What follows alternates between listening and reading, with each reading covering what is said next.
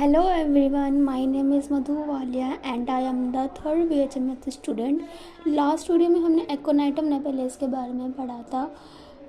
Constitution and the mental journals के बारे में हमने इसके बारे में डिस्कस किया था। तो एंड देन हम आगे पढ़ेंगे इसके फिजिकल जर्नल्स। ठीक है, तो फिजिकल जर्नल्स में क्या है कि complain cause by exposure to dry cold air, dry north or west winds, or exposure to drought of cold air while in a perspiration bad effect of check perspiration।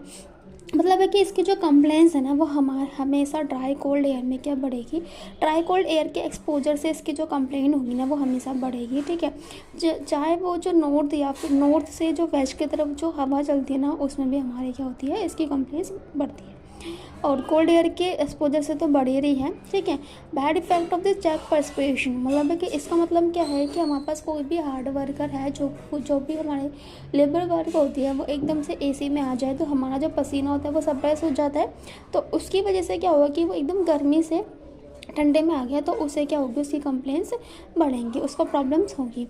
Second point है for the congestive stage of inflammation before localisation take place. ठीक है, इसमें क्या होता है कि हमारे पास congestive stage होती है किसकी, इन्फ्लेमेशन की लोकलाइजेशन से पहले। ठीक है, कंजेस्टिव स्टेज का मतलब होता है कि एक्यूमुलेशन ऑफ द ब्लड। ठीक है, तो इसमें क्या होता है कि हमारे ब्लड का क्या होता है, एक्यूमुलेशन हो जाता है।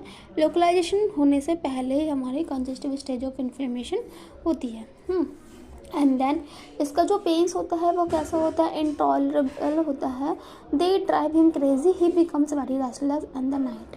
ठीक है, तो इसका जो पेन्स होता है वो कैसा होता है, इंटॉलरेबल होता है और बहुत ज़्यादा रेस्टलेस होता है, कहीं एक भी पोजीशन पे टिक नहीं पाएगा, बहुत ज़्यादा रेस्टलेस होता है। और इसकी जो प्रॉब्लम होती है वो हमारी रोज़ होती है, किसमें बढ़ती है, किसमें नाइट में। ठीक है, यह है। अब हम बात करते हैं इसके फीमेल रिप्रोडक्टिव सिस्टम में। तो फीमेल रिप्रोडक्टिव सिस्टम में क्या है, एमनोरिया इन प्लेथोरिक यंग गर्ल्स। ठीक है, एमनोरिया इन प्लेथोरिक यंग गर्ल्स का मतलब है कि प्लेथोरिक यंग गर्ल्स का मतलब होगा कि जिसके फेस पे फॉल्स रेडनेस हमें दिखाई देती है। Amenorrhoea absence of the menstrual cycles हो जाएगी after fright to prevent suppression of menses. ठीक है, तो इसमें क्या हुआ कि हमारे जो फॉल्स रेडनेस होती है जिन यंग गर्ल्स के फेस पे, तो उसमें मेंस्ट्रुअल साइकिल क्या होती है, एब्सेंट होती है। कहाँ पे, डरने के बाद, मतलब है कि जब भी वो उसे डर लगेगा तो उसके क्या हो जाएंगे, to prevent suppression of menses. तो क्या हो जाएंगे, उसके जो सप्रेशन मेंसेस हो जाएंगे। ठीक है, मेंसेस जो होंगे हमारे पास वो कैसे हो जाएंगे, सप्रेस हो जाएंगे। And next point is the respiratory system. Respiratory system में क्या है कि किसका जो कफ होगा वो क्रूप होगा, ड्राई होगा, होर्स होगा, सफोकेटिंग होगा, लाउड होगा, रफ होगा, क्रोकिंग होगा, हार्ड होगा, रिंगिंग होगा, विस्लिंग होगा ऑन द एक्सप्रेशंस के टाइम्स के इसका जो कफ होगा वो ये ऐसा होगा। ठीक है, ऐसा कॉस्टिकम में भी है कि एक्सप्रेशंस के टाइम पे एक्ोनाइटम का जो कफ होता है वो कैसा होता है, क्रूप होगा, ड्राई होगा, होर्स होगा, सफोकेटिंग होगा, क्रोकिंग होगा, रिंगिंग होगा एंड द विस्लिंग साउंड होगा। ऐसा कॉस्टिकम में भी है। और इनहेलेशन में है स्पॉन्जिया में। ठीक है, स्पॉन्जिया में ये जो सारे सिम्टम्स हैं वो इनहेलेशन के साइड में पाए जाएंगे और कॉस्टिकम और एक्ोनाइटम में एक्सप्रेशंस के टाइम में पाए जाएंगे। फ्रॉम ड्राई कोल्ड विंड्स और ड्राफ्ट ऑफ एयर्स, मतलब है कि इसकी जो कंप्लेंट्स है वो कैसे बढ़ेगी, ड्राई से कोल्ड विंड से बढ़ेगी। नर्वस सिस्टम्स में क्या है कि on rising from a recumbent position the red face becomes deathly pale और ही बिकम फेंट और गिडी एंड फॉल्स। जब भी ये रिकम्बेंट पोजिशन पे होगा, रिकम्बेंट पोजिशन पे एकदम उठेगा तो इसका जो फेस होगा वो कैसा हो जाएगा, वो रेड हो जाएगा और डेथली पेल हो जाएगा। मतलब रिकम्बेंट पोजिशन होता है जब ये पीठ के बल लेटा हुआ होगा, तो जैसे ही ये उठेगा तो उसका जो फेस होगा वो कैसा हो जाएगा, रेड हो जाएगा और एकदम से क्या हो जाएगा, डेथली पेल हो जाएगा। और ही बिकम फेंट और giddy and falls and he fear to rise again. ठीक है, जैसे ही इसे उठेगा तो इसे अनकॉन्शियस महसूस होगा, गिडी एंड फॉल, जैसे अगर मैं गिर जाऊंगा और इसका जो फियर है वो दोबारा से अगेन राइज हो जाएगा। Often accompanied by vanishing of sight and unconsciousness, मतलब है कि इसकी जो वेनिशिंग ऑफ साइट हो जाएगा, मतलब है कि इसकी आंखों के सामने अंधेरा छा जाएगा, मतलब है कि इसको डर की वजह से क्या हो जाएगा, दोबारा से डर की वजह से एक तो महसूस होगा, उसे अनकॉन्शियस हो जाएगा एंड उसे धुंधलापन उसे दिखाई देगा। कन्वल्जेंस में क्या होता है कि of teething children heat jerk and twitches of single muscle child gnaws in fist fret screams skin hot and dry, high fever. मतलब है कि कन्वल्जन्स के टाइम में जब बच्चों के दांत निकल रहे होते हैं तो उसमें क्या होता है कि जर्क या फिर झटका महसूस हो जाता है। इसमें सिंगल मसल्स में बच्चा जो होगा वो अपनी मुट्ठी को बंद कर लेगा, गॉनिट फिश हो जाएगा, फ्रिट्स एंड स्क्रीम होगा, चीखेगा, चिल्लाएगा, और जो उसकी जो स्किन होगी वो हॉट हो जाएगी, ड्राई हो जाएगी, और उसके साथ उसे फीवर आएगा, मतलब है कि हाई फीवर आएगा। अब हम बात करते हैं इसके फीवर्स की। तो फीवर्स में है कि fever, skin dry and hot, face red होगा, पेल होगा एंड रेड अल्टरनेटली हो जाएगा।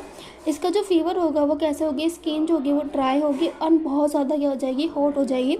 इसका जो फेस होगा वो रेड होगा, पेल होगा, फिर रेड होगा। मतलब है कि रेड होगा फिर पेल और रेड अल्टरनेटली इसका चलता रहेगा। मतलब पहले रेड होगा फिर पेल होगा फिर रेड होगा, ऐसा अल्टरनेटिवली चलता रहेगा। Burning thirst for large quantities of cold water. इसकी क्या है, इसकी जो थ्रस्ट है वो बहुत ज़्यादा है, मतलब इतनी इंटेंस मात्रा में है बहुत ज़्यादा है, और लार्ज क्वांटिटी में ही पानी पिएगा, वो भी कोल्ड वाटर। ठीक है, मतलब है कि एकदम से पिए लगा कोल्ड पानी, ठंडा पानी एकदम से पिएगा बहुत ज़्यादा, वो भी लार्ज क्वांटिटीज़ में। इंटेंस नर्वस रेस्टलेस होगी, टॉसिंग अबाउट इन अगोनी, बहुत ज़्यादा रेस्टलेसनेस है, मतलब है कि एक पोजीशन पे बैठ नहीं सकता, इतना ज़्यादा रेस्टलेस है। टॉसिंग अबाउट इन गोनी, अपनी पोजीशन को चेंज करता रहेगा। Becomes intolerable towards evening and on going. ठीक है, और ये क्या होता है, बहुत ज़्यादा इंटॉलरेबल हो जाते हैं कहाँ पे, जैसे कि इवनिंग होगी या फिर ये जब सोने के टाइम पे जा रहे होते हैं उस टाइम पे क्या हो जाते हैं, बहुत ज़्यादा इंटॉलरेबल हो जाते हैं। Aconite should never be given simply to control the fever, never alternated with other drugs for that purpose। ठीक है, एकोनाइट जो है, ठीक है, एकोनाइट इसमें लिखा हुआ है कि एकोनाइट को हम सिंपली फीवर को कंट्रोल करने के लिए नहीं दे सकते। ठीक है, never alternate with other drugs for that purpose. ठीक है, कोई भी अल्टरनेट ड्रग्स इसके साथ हम नहीं भी दे सकते। If it be a case requiring aconite no other drug is नहीं। ठीक है, यदि हम एकोनाइट किसी भी केस के लिए हमारे एकोनाइट हम दे रहे हैं तो उसके लिए सिर्फ एकोनाइट ही बेटर है, हम किसी और ड्रग्स को अल्टरनेट नहीं करेंगे और उसकी कोई ज़रूरत भी नहीं है। एकोनाइट विल क्योर द केस, एकोनाइट अपने आप में ही केस को क्या कर लेगा, क्योर कर लेगा। Unless indicated by the exciting cause is nearly always injurious in first stage of typhoid fever. ठीक है, बहुत ज़्यादा इसके क्या होते हैं, जब तक एक्साइटिंग कॉज नहीं हो जाएंगे तो हमारे पास अनलेस इंडिकेटेड होता है। ठीक है, is nearly always injurious is first stage of typhoid fever. ठीक है, बहुत ज़्यादा ये इंजीरियस हो जाती है, किसके लिए, first stage of typhoid fever के लिए क्या हो जाती है, बहुत ज़्यादा इंजीरियस हो जाती है। एंड अब हम पढ़ते हैं इसकी मॉडलिटीज़। तो मॉडलिटीज़ में क्या हो जाएगा, इसका जो एग्रीवेशन है वो इवनिंग में है, नाइट में है। पेन्स क्या है, इनसपोर्टेबल है, इन अ वार्म रूम्स में है, when rising from bed, lying on affected side. ठीक है, ऐसा हमारे पास हेपार्स पास में भी है, नक्स मॉस्केटा में भी है कि इसकी जो प्रॉब्लम्स होगी ना हमारे पास वो इवनिंग में बढ़ेगी, नाइट में बढ़ेगी। पेन्स जो होगा वो इंटॉलरेबल है, मतलब है कि इतना ज़्यादा पेन होगा वो टॉलरेट ही नहीं कर पाएगा, तो इनसपोर्टेबल लिखा हुआ है। वार्म्स रूम में से परेशानी है। ठीक है, फॉर्म बढ़ेगी, जब भी ये बेड से उठेगा तो उसे प्रॉब्लम बढ़ेगी, और जब भी अपनी अफेक्टेड साइड पर लेटेगा तो उसे क्या बढ़ेगी, प्रॉब्लम बढ़ेगी। ऐसा हेपार्स में भी है और नक्स मॉस्केटा में भी है।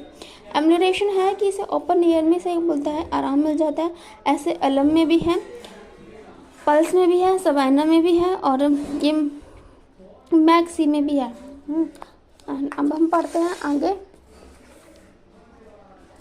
रिलेशन। तो रिलेशन की अगर हम बात करते हैं, complementary to coffea in fever. ठीक है, coffea in fever, sleeplessness, intolerance of pain. ठीक है, जो कॉफ़ी इसके जो वो है कॉम्प्लीमेंट्री, तो कॉफिया है वो फीवर में है, स्लीपलेसनेस है, और पेन भी क्या है, इसका इंटॉलरेंस है। ठीक है, टू अर्निका इन ट्रॉमेटिज्म। ठीक है, अर्निका को हम ट्रॉमेटिज्म में दे सकते हैं। To sulphur in all cases, मतलब कि सल्फर के ऑल केसेस में देते हैं। Rarely indicated in fever which bring out eruption. ठीक है, फीवर के लिए हमारे पास रियली हम इसको इंडिकेटेड करते हैं जब हमारे इरप्शन भी हो रहे हैं उसके साथ, मतलब है कि फीवर के साथ क्या हमारे इरप्शंस भी हो रहे हैं, तो इसमें ये रियली इंडिकेटेड होती है। Aconite is acute of sulphur. Aconite जो है वो एक्यूट है किसका, सल्फर का। And both precede and follow it in acute inflammatory condition. ठीक है, और दोनों को हम फॉलो कर लेते हैं किसमें, एक्यूट इन्फ्लेमेटरी कंडीशन में। ठीक है, ये हमारी आज हमने एकोनाइट को पढ़ लिया, एंड अब हम पढ़ते हैं नेक्स्ट वीडियो में किसी और ड्रग्स के बारे में। Thank you everyone.